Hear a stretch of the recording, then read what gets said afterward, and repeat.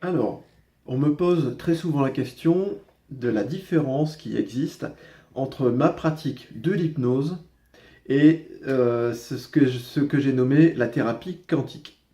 Alors, on va mettre d'un côté l'hypnose et de l'autre côté la thérapie quantique. Moi, j'aime bien faire ça. Alors, l'hypnose, en fait, pour l'expliquer en deux mots, c'est avant tout une technique. D'accord? L'hypnose, c'est avant tout une technique, c'est pour ça que ça s'apprend. Une technique, c'est une forme de communication moderne, élaborée, qui permet de faire évoluer ce qu'on appelle le mental. Alors, le mental ou ce qu'on appelle l'inconscient, hein, parce que la plupart du mental est quelque chose d'inconscient. Le mental, l'inconscient, c'est une fonction du cerveau automatique, hein, qui nous pilote à longueur de journée, et qui est responsable de la plupart de nos façons de penser, de la plupart de nos comportements, de nos attitudes, de nos habitudes, de nos ressentis, et qui gère toutes les fonctions biologiques du corps. Voilà. Donc c'est comme un petit peu le logiciel de votre personnalité. Tout ce que le mental croit être, tout ce que votre mental croit être, il fait en sorte chaque jour de se prouver que c'est vrai, de par les comportements, les façons de penser, les attitudes, etc. etc. Voilà.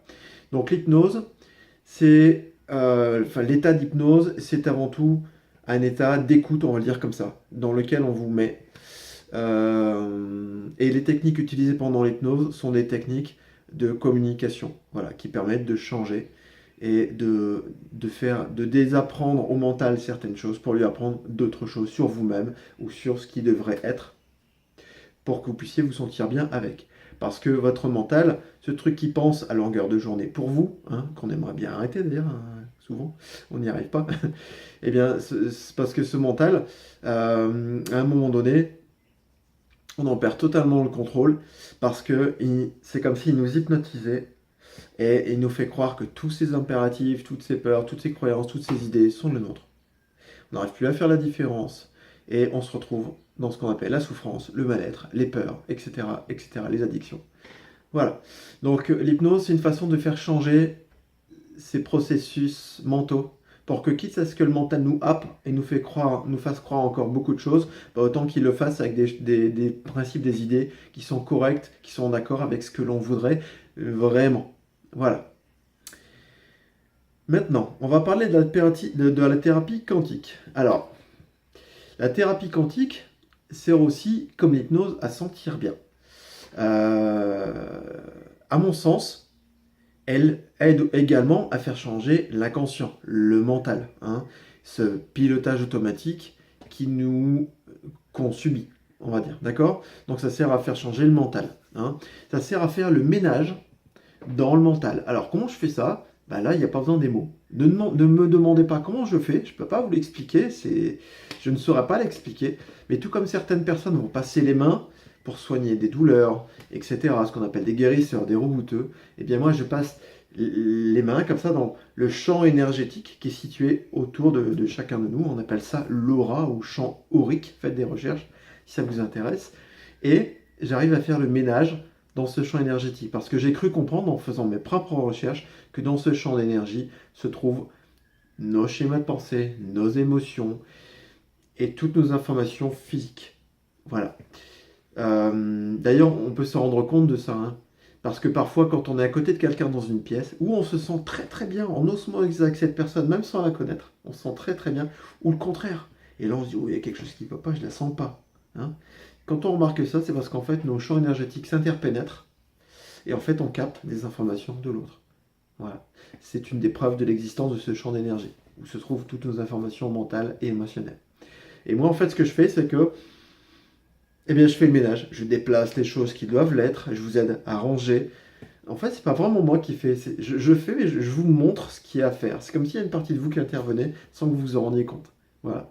Donc, non seulement ça fait le ménage dans le mental pour qu'après, bah, votre mental vous fasse vivre des choses beaucoup plus agréables, mais pas seulement.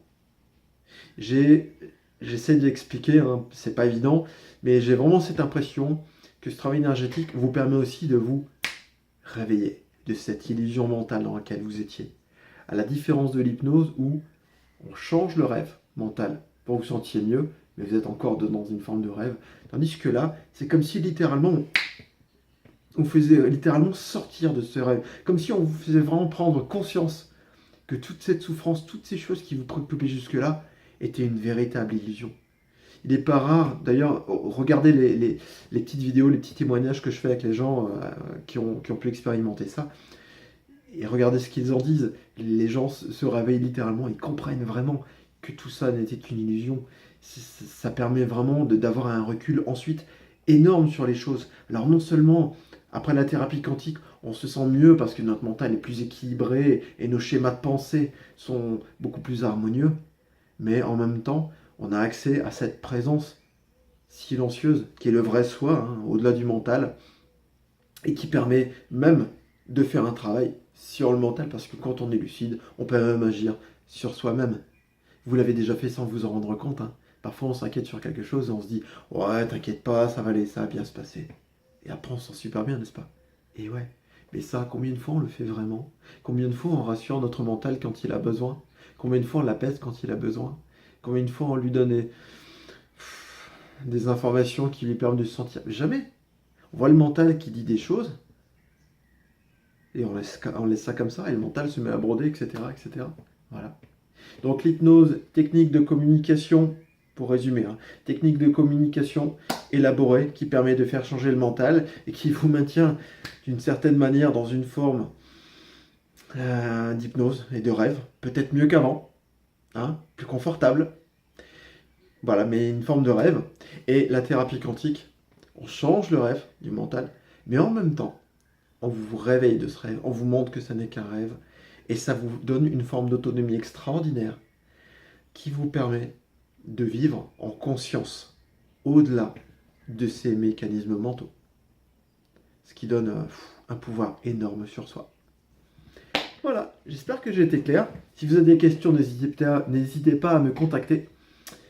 N'hésitez pas aussi à aller voir peut-être un petit peu l'article que j'ai écrit sur la thérapie quantique, sur l'hypnose dans le blog. Il y a quand même pas mal d'infos, il y a des témoignages. Et je suis à votre disposition en cas de besoin. Voilà, je vous dis au plaisir.